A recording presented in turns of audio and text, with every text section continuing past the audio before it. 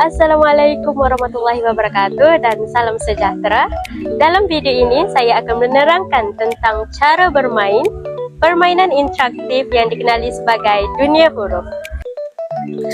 Permainan dunia huruf merupakan bahan bantu mengajar digital yang direka khas untuk membantu murid mengenal huruf dan perkataan bahasa Melayu, terutamanya murid yang mengalami masalah membaca seperti disleksia.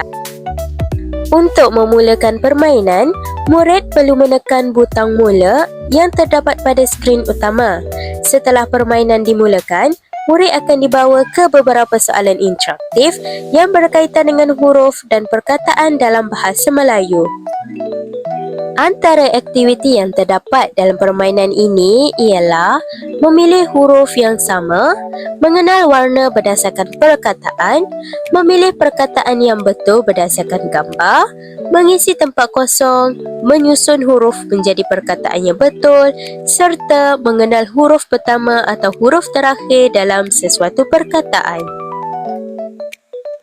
Sekiranya murid memilih jawapan yang betul, mereka boleh meneruskan ke soalan yang seterusnya. Jika jawapan yang dipilih kurang tepat, murid masih boleh belajar melalui pembetulan yang disediakan dalam permainan ini. Apabila semua soalan telah dijawab, permainan akan tamat dan paparan markah akan dipaparkan sebagai tanda permainan telah selesai. Secara keseluruhannya, permainan dunia huruf bukan sahaja menarik, malah sangat sesuai digunakan sebagai alat sokongan pembelajaran untuk murid yang mengalami masalah membaca, khususnya murid disleksia. Sebagai kesimpulan, permainan ini dapat membantu meningkatkan lagi minat murid terhadap pembelajaran bahasa Melayu.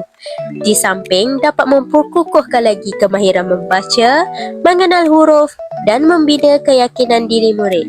Jadi, selamat mencuba!